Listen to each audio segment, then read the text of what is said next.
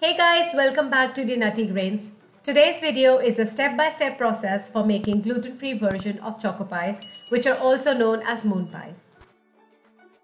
To start with, keep the oven to preheat at 180 degrees Celsius with both the rods on. Now in a bowl, put an egg, which should be brought to room temperature before using. Then add 3 tablespoons of powdered sugar. Whisk using a hand mixer for about a minute until it's frothy and doubled in size. Now add 2 tablespoons of softened unsalted butter and whisk for 20 to 30 seconds.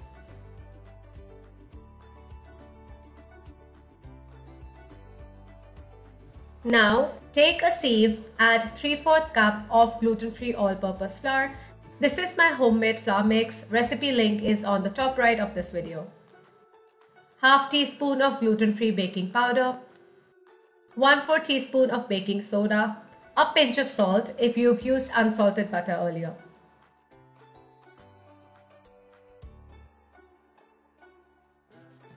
Combine everything using a spatula. It will look like a soft cookie dough.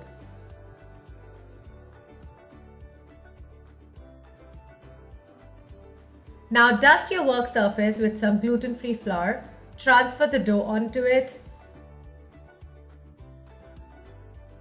Flatten the dough and dust some flour on it so it's not sticky. Roll it out to about 1/4 centimeter thickness.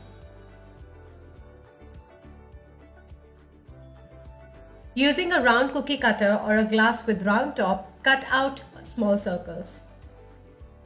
Pull out the remaining dough so you can re-roll it and then cut out more rounds in the same way. Transfer the rounds to a parchment-lined cookie sheet. Bake these in the oven at 180 degrees Celsius for about 10 minutes.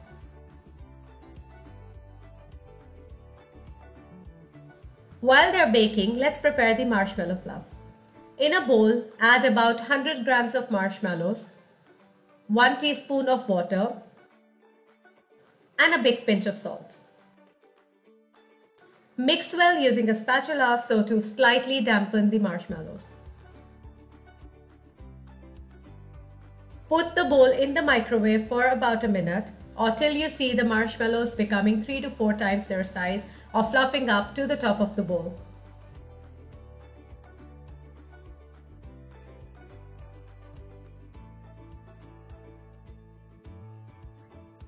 Take the bowl out and mix using a fork so it looks like a smooth paste.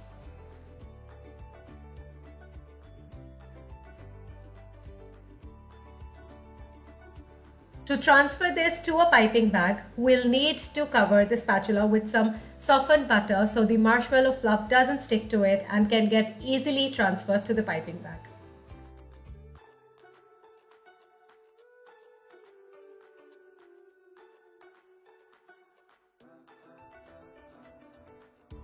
Once done, push all the fluff down in the bag so there are less air bubbles.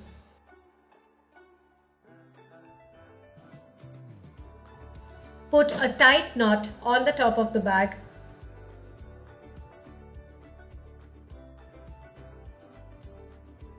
Keep it aside. The cookie cakes are done. Let them cool down for about 10 minutes. Since 2 cakes will be needed to make 1 choco pie, I'm turning one upside down where I'll put the fluff and the other as it is, which I'll use to cover the first one with. To pipe the fluff, we'll need to cut the tip of the bag. So to do that, press the front of the piping bag so the fluff doesn't burst out as soon as the tip is cut off. Keep it aside.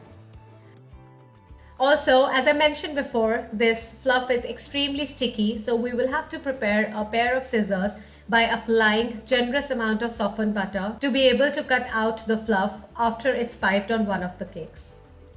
Once the cakes have cooled down a little, start piping the fluff by keeping the piping bag in one hand and the buttered scissors in the other. Pipe out a small dollop of fluff, cut it out with the scissors, and move on to pipe on the other cakes. Cover with the second cake that we left as it is. Press a little so the marshmallow spreads out evenly. Repeat for the remaining choco pies. In case you've accidentally piped more fluff than needed and it is overflowing after pressing, you can use the same buttered scissors to cut out the excess fluff off the sides.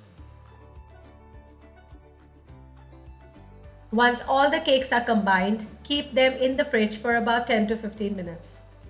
In the meantime, let's make the chocolate coating. To get the perfect taste, I'm using 100 grams of milk chocolate and 50 grams of dark chocolate. These are more compound baking chocolates. Microwave the bowl for a minute, stopping after 30 seconds to mix the chocolate using a fork so it doesn't get overheated and burnt. Put it back in the microwave for the remaining 30 seconds. After taking out from the microwave, keep whisking using the fork. Once it is half melted, add about 50 grams of softened butter to it and keep mixing with the fork until the chocolate mix is smooth without even small chunks of chocolate. Do not be tempted to heat the chocolate so much that it melts immediately to ease up the process. Since this requires tempering the chocolate so it sets at room temperature, a little patience will help a lot with that. If we fasten up things, then the chocolate coating will be too thin and too hot to set at room temperature. However, it is okay to microwave for about 10 seconds 2 to 3 times to get the right consistency and yet the chocolate remains lukewarm. The chocolate coating is ready when it is smooth and runny. Take out the choco pies from the fridge, pick up one, drop it in the chocolate coating, turn it with the fork so it's properly coated with the chocolate. Take it out using the fork and hold it on the bowl for a few seconds so the excess chocolate drains off. Keep it on a non-stick surface, either parchment paper or a silicone mat. Repeat for the remaining choco pies, but you will have to microwave the chocolate mix after coating the third choco pie as the temperature of the choco pies will drop the chocolate coating's temperature, making it thicker. After all are coated, you would notice that the chocolate coating has already dried up. This is because of the tempering that we did. However, I would still suggest to keep these for at least 10 minutes in the fridge before consuming so the chocolate is properly set. These beautiful choco pies are ready. These are super soft with a stretchy marshmallow in the center, just like, in fact, better than the market ones. You can store these for about 7 to 10 days in the fridge in an airtight container. Please do try this recipe and share your feedback in the comment section below. See you soon. Bye-bye.